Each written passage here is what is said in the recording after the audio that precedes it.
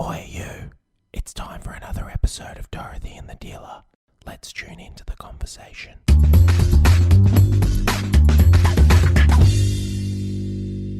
I'm listening to a lot of techno at the moment because I just love my God's Kitchen. techno. No, not so Okay, much okay. God's Cosmic Gate. I Cosmic really Gate. like Cosmic Gate. And then I've just found this other German guy who's just fantastic. And yeah, that whole trance electro, It's pretty good. it is good. If you get some good trance, it's just fantastic. You got to get in the you car got to with the get it windows down. right. You got to get it right. Yeah. I have certain songs that I play at certain times that you just bring you back. I had certain CD that I used to play in the car when I first got my red convertible. Yeah. And every time I hear those songs, So was it this, just was brings that me Big back. Mouse or Dead Mouse? Dead Mouse Big one. Mouse. What did you say? Big Mouse. It was one of them was Dead Random Mouse, and one of album them title. it was I remember, and then there was another one called I can't remember the second one. Beautiful Things. Every time I hear that song, I feel like I'm in my brand new convertible. It's just so Nice. cool. So cool. Brings me back there. Yeah, convertible cars, man. Once you go convertible, you don't want to go back. I know. I You don't do like- though, but you don't want to go back. Yeah. And there's something cool about convertibles. I love my convertible. What are Yeah. we talking about today? I think we were going to talk a little bit about falling it's off the kind- wagon, that sort of thing. Yeah, like and people doing fads and why they don't work and so because it's the beginning of the year. By Yeah. now, pretty much 99% of everybody's New Year's resolutions are out the window. Yeah. I don't know how many people still make New Year's I can't even speak. New Year's resolutions. I don't know if I know anybody that does that. I think Yeah.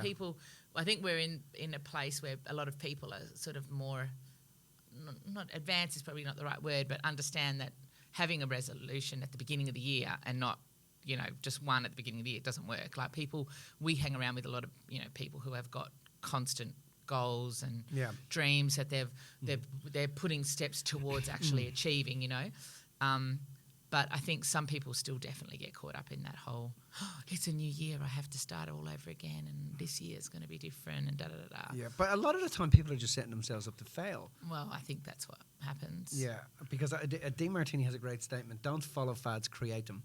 Which Yeah. I think that's a really, really, really, really cool concept. If you can, or don't follow trends, create trends. them. Which is I mean, I love that you like the new ones that come out. I love how some of them just go boom. They're just huge like that.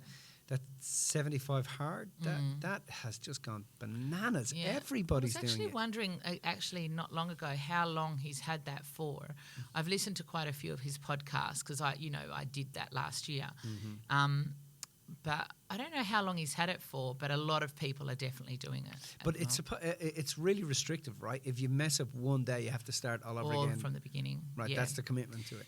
Yeah, I think that I was thinking about it because when we were thinking about talking about this topic, something about the commitment. I think it's having that outcome. I think that's what makes the commitment stick, like a New Year's resolution or whatever. If you're just thinking about the short term, it never works. If you have to actually think about what you want at the end and why you're committing to it instead of just saying you're going to go for something because you think it's going to give you all these pluses and Right. don't not realise all the minuses that are like intrinsically attached. And I think that's part of the reason why the fads don't work because they portray a lopsidedness about them. Oh, you're going to just eat lemons and you're going to lose weight. You're just going to do X, Y, Z, and you're going to be, successful. And it just sounds like it's just too good to be true. It's like you're only going to get the plus out of it. Do you lose weight if you eat lemons? Probably if you only eat lemons. Write that down. Text that to me. And anybody that knows me knows that I love lemons. Lemons. I Is used it to lemon eat and salt? lemon and salt. I used to eat them when I was a kid. My grandfather used to make And they ate the lemon enamel off your salmons, teeth. and my teeth are pretty got ruined from Yeah. them. But what was I going to say? So yeah, I think it's the plus of it. It's the illusion that it's only going to be one side. I had a moment at the end of last year where I went, okay, I have to do something different. I have to change what's going on in my patterns and my habits in certain areas, physically, but more so mentally, because I knew that the mental was going to reflect in every area of my life. And I realised that it wasn't going to be easy. And then literally, and I thought, sometimes things are just hard and I just have to do stuff that's hard. And then the next day, Shani posted on her Instagram that she was starting 75 Hard. This was on the Thursday. Right. And I literally just asked for something because I knew that I had to do something and I had to challenge myself. And then I immediately decided I couldn't do it. Immediately. What do you mean? I could immediately decided when I looked at what she had to do, I immediately decided I couldn't do it. Right. Because I thought, there's no way I'm going to get 2 45-minute exercise sessions in a day. Who's got the time? Right. One of them having to be outside is not really practical. 4 litres of water every day. Following an eating plan, whatever eating plan you choose, but not having a break or any of that stuff. No alcohol, the no alcohol thing I could have done, and I did do. And then reading 10 pages. I'm like, there's no way, just no way. So I already kind of talked myself out of it before I had a minute to decide that I wanted to do it. And then I realised that exactly everything I needed was on the other side of doing that. Like the hard part is actually what I had asked for, and then the fact that I'd questioned that it was going to be hard and I couldn't do it because it was hard and because how was I going to do it made me realise, well, why aren't I thinking of a different question? How can I do it? You know? Well, you've got to. Don't you think that the actual action itself of doing something is not actually hard? So, like, no, you're right. Actually like going if to you the grab gym your is finger hard. and you pinch your finger and you squeeze it really hard and you're pinching it really hard, if you really focus on it, what you realise is that it's more the thought of the fact that you think you're hurting yourself than the actual action itself, because it's just pulsating. It's just all it is. It's just when you really go into what you're feeling in that moment, it's really not that bad at all. That's the thing. It was the mental stuff that made it harder than it was. Yeah. And so I started. It's a bit like when if you cut yourself, right? Yeah. There's a moment when you cut yourself that you look and you think, holy shit. And then your head kicks in and then the blood comes and then you feel, and then that's when it hurts. Yeah. You know, when you first have come off a bike or have an accident or you first cut yourself in the kitchen or, you know, it's the thought of it afterwards that I think. I literally did that the other day. I've been cutting myself because I've been in the kitchen more. I literally sliced my finger and I went, did I cut myself? And it wasn't until I saw it bleeding and I saw it that I actually started to feel it. It was like I needed to see that physical evidence of it before I felt it. It was weird. But that's what I'm saying. I think but it's even because when you're exercising, in the process of it, it's like, I've said it a billion times before, but the drive to the gym is harder than the gym itself. It's harder than it's because it's the whole thing of, God, I gotta fucking get into the car. I gotta fucking go to the gym and where I think we were talking earlier to Tash and she was like, she was heading home and she was convinced that she was going to do something. Yep, when I go home I'm going to do this. Da, da, da, da, da. But when you get there, it's the thought of having to do something different. Do you know what I mean? It's because we're so addicted to. Our addictions are not just to what we consume and eat and everything else. We're addicted to. Our patterns? Well, yeah, but to the bottom upness of it.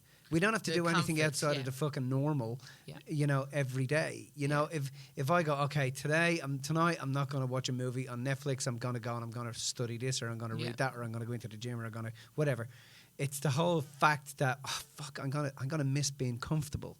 Yeah. Do you know what I mean? I'm going to miss the comfort of the comfort. Yeah, exactly, which is exactly what goes through your head when you see that this is what you have to do and you're like, nah, I'm not going to be able to do it. So you make all these excuses before you even give it a go. So then when I decided I was going to give it a go, I was like, right, I have an outcome because I had an outcome. The outcome was more about the person I wanted to be and the type of habits I wanted to have. And my mental capacity to say that I could do something like this, that I wasn't the person that said no. No, I was. And I know I'm capable of these sorts of things. I know I'm capable of being able to put a challenge to myself and actually stick to it. So 75, is it 75 days? 75 days of that every single day. So it's a quarter of a year. So nearly a quarter of a year. Yeah. So the issue for me was literally the first week was really, really, really tough because your whole body is sore, like because you're doing the exercises. You feel like you're not sleeping, whatever. And then the thing that I think, and this is probably helps to answer why fads and stuff fail, is because I was thinking, that's okay. My Sunday I can just sleep in, or my Sunday I can have off. And then I realised, fuck, I can't. Like, I have to get up and do this whole thing on Sunday as well. Like, the day I normally go, right, I can just do whatever. Like, it's not like I don't do anything, but I wanted to have the freedom to not have to do X, Y, Z. And then I went, oh my God, I can't. And then next week I can't. And then the week after I can't. And then it was the fact that, and it was the commitment I'd made to myself, but the fact that I think this one worked for me because there was no escaping it, because there was no fucking way I was going to repeat and start at day one. I was so adamant. Because if you fuck it up, if you mess it up, you've got to go back to day one and you start again. And I had made a commitment to myself that I was going to do it, and there was no freaking way that I was not going to achieve everything in the days. So I feel like, because it's interesting, right? I say that, and I'd made that commitment, and I really stuck to that commitment. 75 days. So you've done it already. I did the 75 hard last year, right? Right. So then it finished just before STP. Yeah. And then STP happened and whatever, so I didn't get to drink, whatever. But the habits continued. I now still drink 4 litres of water a day. I still exercise every day. I still follow the plan. I don't drink much alcohol, but I have had bits of alcohol in between. It was Christmas and Angie's birthday, so obviously. Yep. And then the only thing I gave up was the thing that felt the most forced to me was the 10 pages of reading every day. I love reading, but I like to do it when I've got time to not, and I always left it to the last of the day, so it always felt a bit forced. But anyway, the interesting thing was, because I made the commitment to do those, I did all those things, but then I thought, well, if I can do them, then I can do this every day as well. And I started to implement something else that I thought I'm going to do every day. No, explain, stop. Okay, so I have to do the 4 litres of water, take a progress picture, follow the diet. So you got a bit ambitious and you were going to try your own thing. I threw a few other things in. Other things? Yeah, 2 other things. What were they? Never committed to them. What were they? One of them was a goals thing, where I would sit down every day and do some of my goals and and I do them regularly. But how far into the 75 hard were you? No. This was about a third of the way through. I thought, I'm going to add some other things in. But then you weren't doing 75 hard. No, hang on a second. No, stay with me. I was doing 75 hard, right? So I did the tasks that were available and that you had to do. I didn't ever. Yeah, no, I get that. Yeah. But I thought I was going to add in, I thought just randomly, my own commitment to myself is I'm going to add in these other things. Right. But because they weren't part of this system, I didn't follow through on them. And so did you start them? I started them and I never followed through. And I think the reason being was because I didn't have a proper outcome for them. I didn't have a commitment to them. I had the commitment to doing this and I didn't have it to that. It's just like you said about Tash, saying I'm going to go home and I'm going to do it. But then something else more important comes up. So what's happened is that it's like our priorities shift. We have to have a reason to have the goal in place in the first place. You have to have a reason to have it in place. Otherwise, it was technically, those other things were a low priority because I hadn't made them a high priority for myself. I hadn't seen how they were important. And because they weren't part of the task list that I had to do, I dismissed them as not being important. Does that make sense? Yeah. And then, therefore, I didn't achieve them. But there could be a couple of things going on there. The first one is what I was trying to say a minute ago. It's a bit like if you have a glass of water, if you put lemon in it, it's no longer water, it's something else, right? Yeah. Same with the 75 hard. Yeah. If you throw something else in, there'll be a part of you going, because you're doing it because you want to be disciplined, right? And be able to. Well, I want to have that mental toughness. Is right. What I do. But our saboteur is pretty sneaky. It can go in and go, okay, I'm going to add extra things in, but then suddenly you might feel okay to take something out, and now you're just mixing. Well, that's not. But no, I didn't take anything out. So that was the key. I didn't take anything out. But maybe there's a part of you realised, no, I just need to do this. Well, I did realise that at the time. Right, okay. Because it's funny now. I've started now. I decided, everybody saw Shani do phase 1, which is the next step of 75 hard. And so everyone was asking me if I was going to do that. I'm like, nah. So same thing, like again. And then literally I have just started it. And Sorry, phase 1 or phase 2? Phase 1, Yeah. which is the second phase technically of Oh, 75 okay. hard. It is 30 extra days of all of those things plus 3 other tasks per day. And the 3 other tasks are a 5-minute cold shower, a 10-minute visualization plus 3 power tasks that you have to do a day.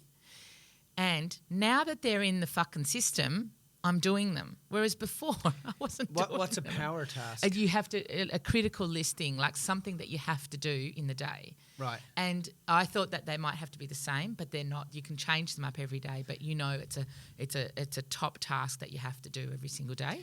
Right. So Ange yesterday was, I walked into the bedroom. She's on, and she goes, I'm going to do the 75 hard thing. I'm like, are you? She goes, yeah, I'm going to do it. She said, there's only one thing that I'm really frightened of. And I'm like, what are you frightened of? That you're going to fail or give up or that? And she goes, no, I'm frightened of the 5 minutes of a cold shower. And then I looked at her and she goes, do you think I could do a hot shower instead? I'm like, Yeah. no, hon, you can't. I did explain to her that that's the second part. She's got to get the first part out of the way first, you know. But anyway, the reason we're talking about it is because I feel like there's something in the fact that you make that commitment to yourself. It's like an inspiration to achieve something. I've set that goal for myself and I made sure I did it. But the other things that I didn't set the goal for, I haven't achieved. I'm not saying I never will. I never. Sorry, say that again. Oh my goodness. I know. Sorry. So we're talking about why things fail, right? Of course. And even though I achieved part of my mission in terms of 75 hard, the extra bits that I added in, I didn't achieve. Yeah, of right? course, yeah. So what makes it that some things you achieve and some things you don't? Some things you go for and you don't want to look back on, and some things you don't. For me, it's the inspiration behind it. It's the purpose behind it. It's the outcome behind it. It's the end result behind it. And I realised that I had to make that commitment to myself personally to see if I was made of the stuff that could be the person that could do that stuff. So now what I was know the, I what can was do the it. go- what was the end goal that you were focusing on? Where did you want to get to? Me, it was just a mental goal, but I also wanted the physical ramifications, which happened. Yeah. But it was more so the mental ability to not shy away from things that were hard. And I think we all go into times where we want to make ourselves comfortable. It's something we teach, right? And we teach what we most need to learn. And one of the ways that I was allowing myself to stay comfortable was in that mental capacity, not pushing myself to the degree where I could push myself. Now I've realised that I have the capacity to push myself to that degree. I can do it now, even now with the phase 1. And I realise how much time we actually waste in a day. When you have to do all of these things, right, I realised how much time was going into... I was talking to you about this before. Yep. I'm like, it's frustrating me that people are taking time to get things done because I've got all of these things on my mind that are priority and we're wasting time talking about X, Y, Z. We need to be more efficient, right? That's where I feel it has helped me in a way because I realised that I was wasting so much time. I wasn't. So your efficiency levels have increased exponentially. In my But opinion. also what you're saying is that the thing that you wanted to test was and get back in tune with was your stamina, your ability to maintain, your ability not to cheat, your ability. So those qualities you had felt you had put down or lost, and you wanted to be able to get back in touch with them and know that you could succeed at something. Yeah, no, because that it's fucking not easy, man. Not like, I mean, That's why it's called 75 hard. hard. Yeah, I mean, if you're physically feeling you're a bit all over the place and emotionally a bit all over the place, and you're feeling like you're not where you want to be, and you take something on like this, it's fucking not easy. You know, so and sure, you want the ramifications of feeling better and looking better and all that sort of stuff, and feeling healthier, but I think. What you're saying is you also wanted to know that you could do it. Yeah, 100%. But it's interesting. I think what I'm trying to get at, though, is the reason that it, like, why do these things, like, why do some things work and other things don't, is what we're trying to what we're trying to look at, right? Because if you say going on the lemon diet, that's not going to work, or take these 3 steps to success, that's not going to work. Like, people think it's got all the plus. I think they have to see that, or people have to see that there is a minus there, or that I think people want the outcome, and they think it's only going to be an okay, like it's only going to be plus getting there.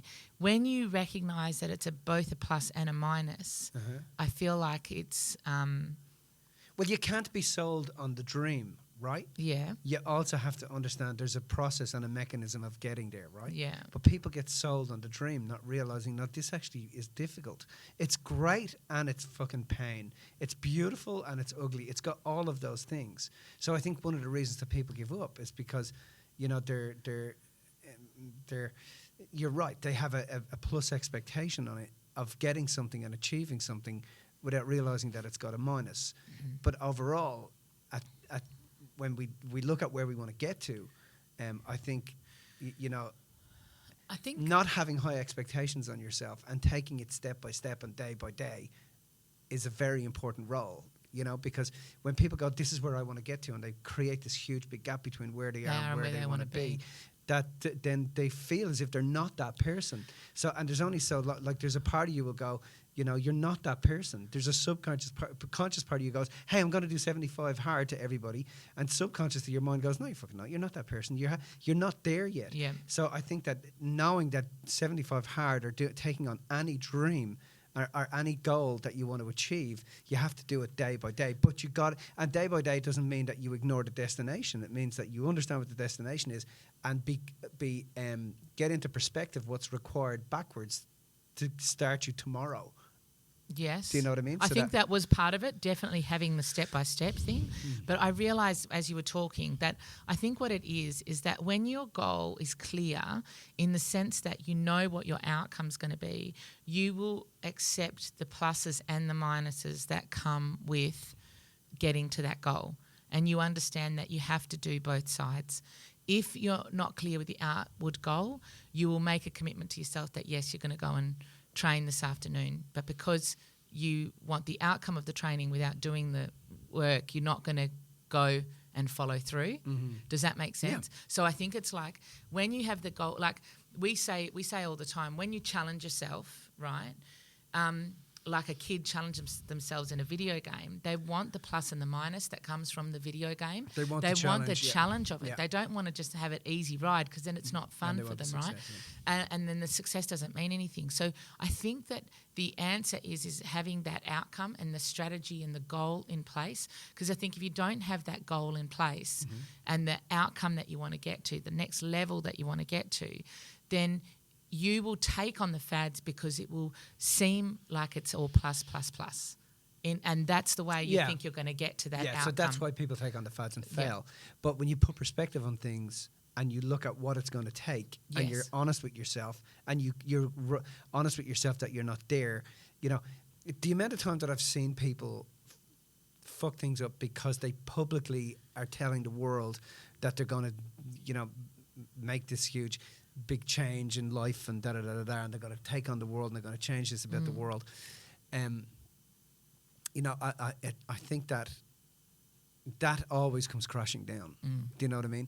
Because people who make a difference in the world just go and make the difference. Yeah. They don't go around advertising it. They don't. So when they're doing it, the reason they're doing it in halves is because ultimately inside of themselves they privately feel they haven't got what it takes to get there. You didn't run around announcing to everybody that you were going to do 75 hard. No. You kept made it a very private thing, and you just undertook it. You were select about who you spoke to, and then you had the right people around you to surround yourself with, so that you could get to where you needed to get to, right? Yeah.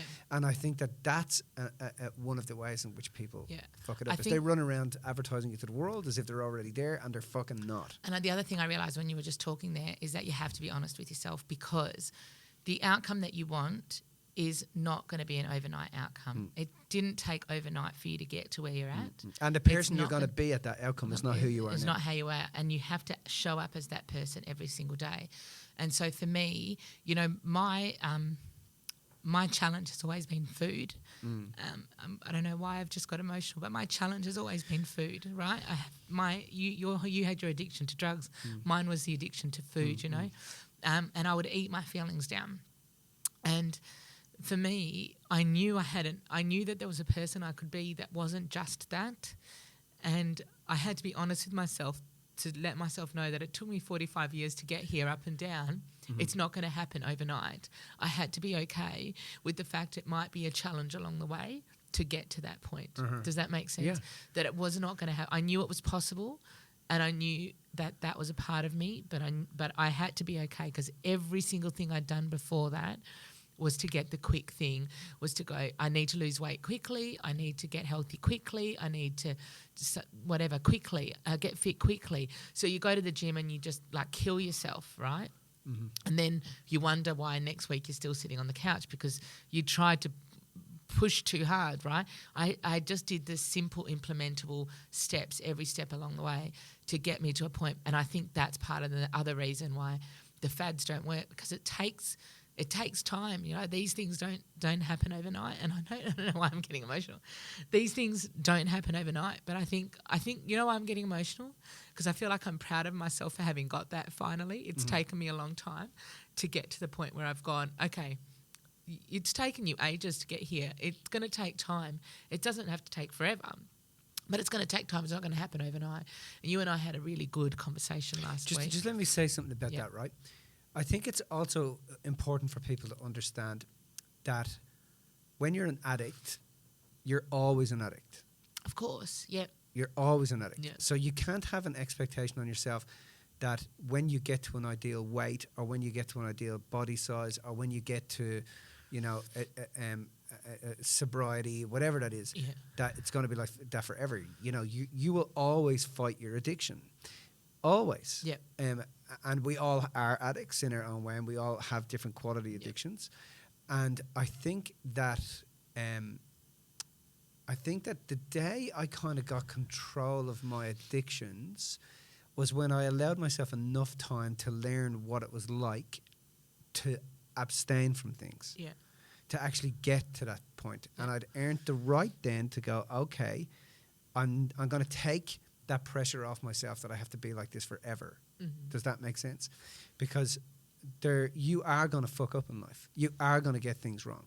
You know, people used to say to me all the time. Not me, I'm perfect. People everyone else. People used to say to me all the time in seminars. I used to get a lot. You know, do you use drugs? And I'm like, well, not today. I don't.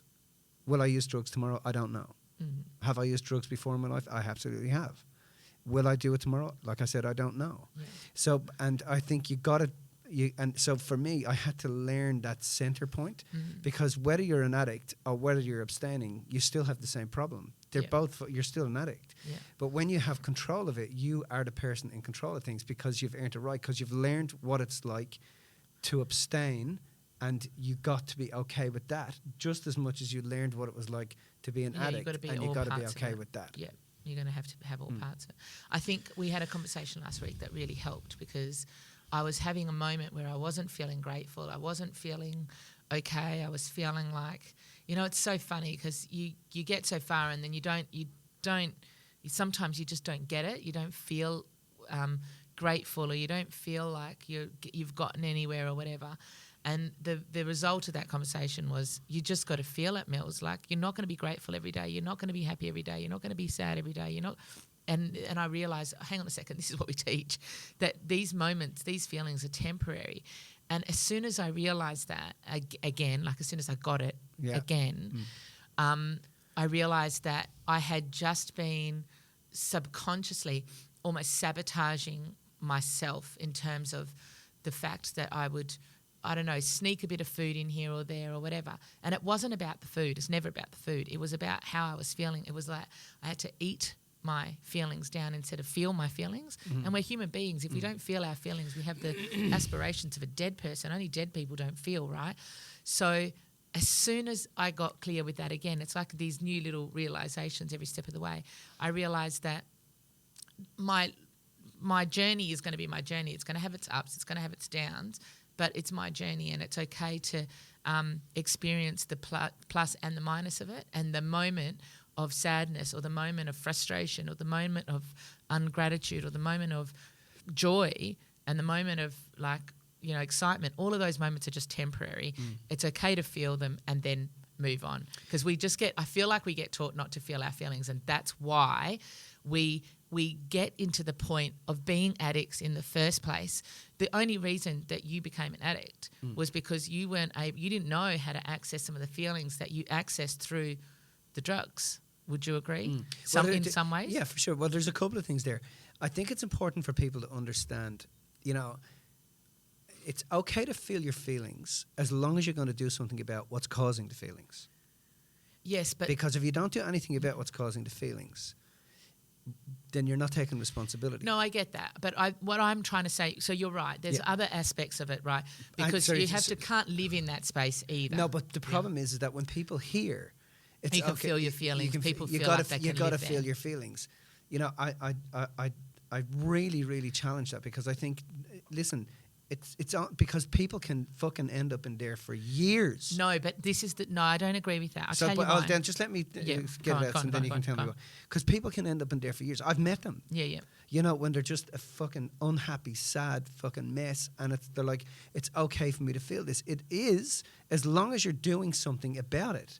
If on what's causing it, and you're aiming higher than the emotion, because the feeling is just an out of balance state. It's your emotions and your feelings trying to get you back into a state of understanding what's going on. Your feelings are just when you're out of kilter. When you're in kilter and you're in equanimity, you're not. The thing that you're feeling is appreciative and grateful and love and connected and in flow and those states.